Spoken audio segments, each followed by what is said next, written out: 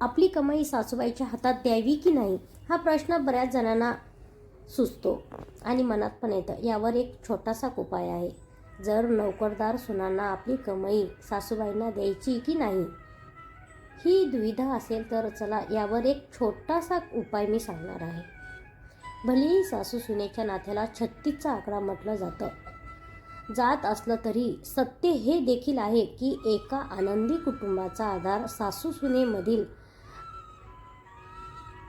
आपापसातील ताळमेळ आणि एकमेकांना समजण्याच्या कलेवर अवलंबूनच असतं. हे सर्वांना माहीत आहे.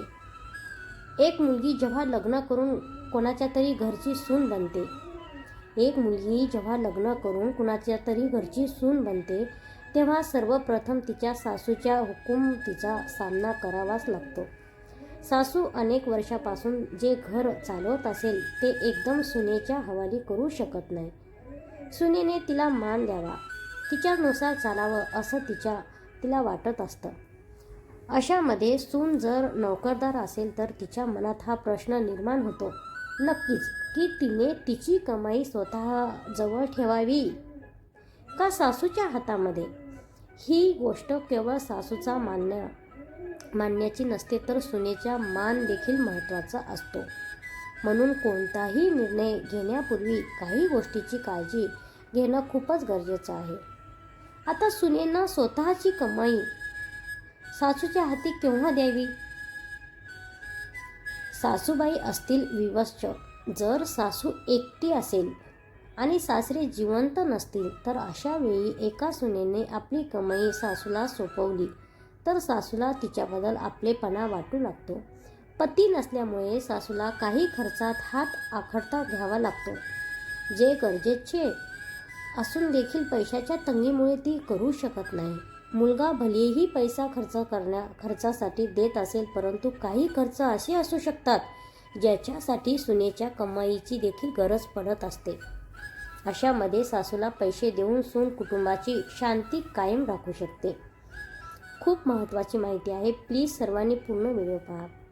आता पुढचा मुद्दा आहे, सासू वा घरामध्ये कोणी आजारी होण्याच्या स्थितीत असेल तर.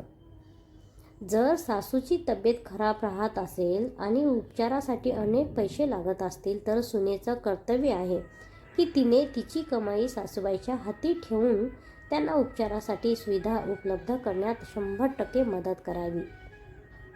आता पुढचा उपाय आहे की स्वतःची पहिली कमाई. जसं एक मुलगी आपली पहिली कमाई आपल्या आई-वडिलांच्या हातावरती ठेवून आनंदित होते तसंच जर तुम्ही सून असाल आणि तुमची पहिली कमाई सासूबाईच्या हातावर ठेवून त्यांचा आशीर्वाद घेण्याची संधी खरंच तुम्ही चुकवू नका. जर तुमच्या यशाचं कारण सासूबाईच असेल आणि सासूच्या प्रोत्साहनामुळे तुम्ही शिक्षण व एखादी कला शिकून नोकरी मिळवली असेल तर म्हणजेच तुमच्या यशामध्ये तुमच्या सासूबाईचं प्रोत्साहन आणि प्रयत्न असतील तर तुम्ही तुमची कमाई त्यांना देऊन कृतज्ञता प्रकट करा. सासूच्या पाणावलेल्या डोळ्यांमध्ये लपलेल्या प्रेमाची जाणीव तुम्ही नव्या जोशात पुन्हा कामावरती लागू शकाल. जर सासूबाई जबरदस्तीने पैसे मागत असेल तर हा मुद्दा खूप घरामध्ये आहे म्हणून हा मुद्दा मी 5 ते 6 वळीचा लिहिलेला आहे. जर सासूबाई जबरदस्तीने पैसे मागत असेल तर पहिल्यांदा हे बघा की अशी कोणती गोष्ट आहे की सासूबाई जबरदस्तीने पैसे मागत आहेत. आतापर्यंत घराचा खर्च कसा चालत होता आणि या प्रकरणात योग्य म्हणजे तुम्ही तुमच्या पतीशी बोलून घ्या. त्यानंतर पती आणि पत्नी मिळून या विषयावर घरातील दुसऱ्या सदस्यांशी बोलून घ्या आणि सासूबाईंना समजवा. त्यांना पुढे मोकळेपणाने सांगा की तुम्ही किती रुपये देऊ शकता. मग ते घराचे काही खास खर्च जसं की रेशन बिल, भाडं इत्यादीची जबाबदारी तुमच्यावर घ्या. यामुळे सासूबाईंना देखील समाधान वाटेल आणि तुमच्यावर काहीतरी अधिक भार सुद्धा पडणार नाही.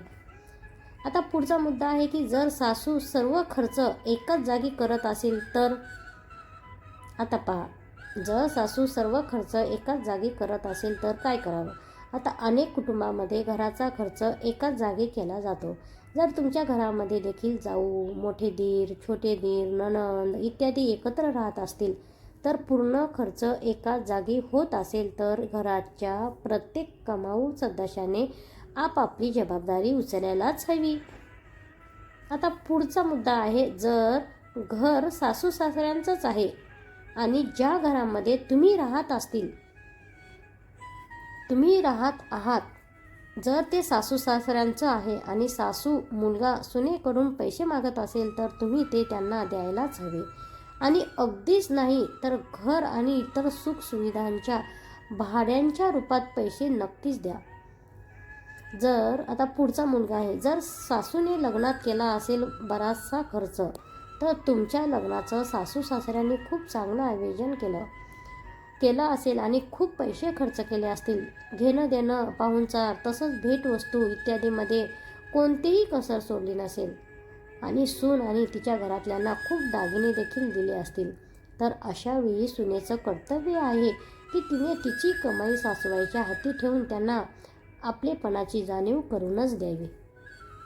आता पुढचा मुद्दा आहे की नंदेच्या लग्नासाठी सुनेनी पैसे द्यावे का? जर घरामध्ये तरुण नणंद आहे आणि तिच्या लग्नासाठी पैसे जमा केले जात असेल तर मुला सुनेचं कर्तव्य आहे की त्यांनी त्यांच्या कमाईचा मोठा भाग देऊन आपल्या आईवडिलांना 100% मदत करावी. आता पुढचा मुद्दा आहे, जर पती दारुडाच असेल, बेवडा असेल तर अनेकदा पती दारुडा व काहीच काम न करत नसेल आणि पत्नीच्या रुपयावर मजा करण्याची संधी शोधत असेल तर पत्नीकडून पैसे घेऊन दारू व वाईट संगतीत खर्च करत असेल, अशा स्थितीमध्ये तुमच्या पैशांच्या सुरक्षिततेसाठी गरजेचं आहे की तुम्ही पैसे आणून सासूबाईच्या हातीत 100% द्यावे. आता केव्हापर्यंत तुमची कमाई सासूच्या हातामध्ये ठेवू नये. महत्त्वाचा मुद्दा, जर तुमची इच्छा नसेल आणि तुमच्या इच्छेच्या विरुद्ध तुमची कमाई सासूच्या हातामध्ये ठेवत असाल तर घरात नक्कीच अशांती निर्माण होते. सून नाखुश असते आणि इकडे सासू सासऱ्यांच्या वागणुकीला नोटीस करून ती दुःखी राहील. कारण अशा परिस्थितीत सासूला पैसे देऊच नका. आता सासरे जिवंत असतील आणि घरात पैशाची जाणीव नसेल.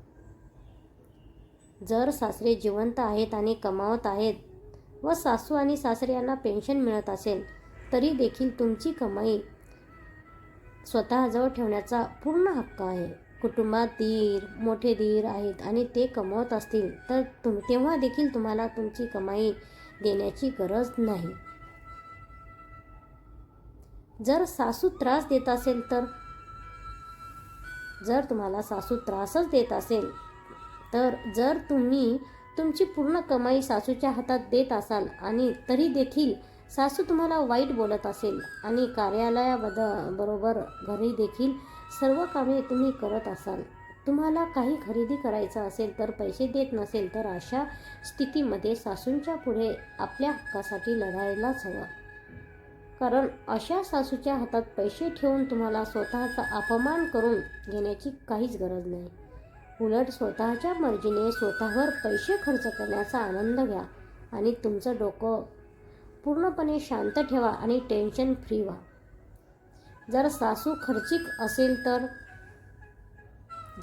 सासूच खर्चिक असेल तर जर तुमची सासू खूप खर्चिक असेल आणि जेव्हा तुम्ही तुमची कमाई त्यांच्या हाती देत असाल तेव्हा ते रुपये 2 असो की 4, जेव्हा ते पैसे रुपये 2 ते 4 दिवसातच त्या खर्च करत असतील तर सर्व रुपये पाहुण्यांसाठी व आपल्या मुली आणि बहिणीवर खर्च करत असेल तर तुम्ही सांभाळायला हवं. सासूच्या आनंदासाठी तुमच्या मेहनतीची कमाई अशीच बर्बाद होण्याऐवजी ते तुमच्या जवळच ठेवा आणि योग्य जागी गुंतवणूक करा. आता भेटवस्तू देणं योग्य आहे का?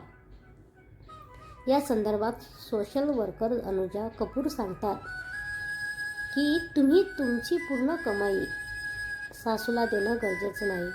तुम्ही भेटवस्तू आणून सासूवर रुपये खर्च करू शकता. यामुळे त्यांचं मन देखील आनंदित होईल आणि तुमच्याजवळ काही रुपये वाचतील.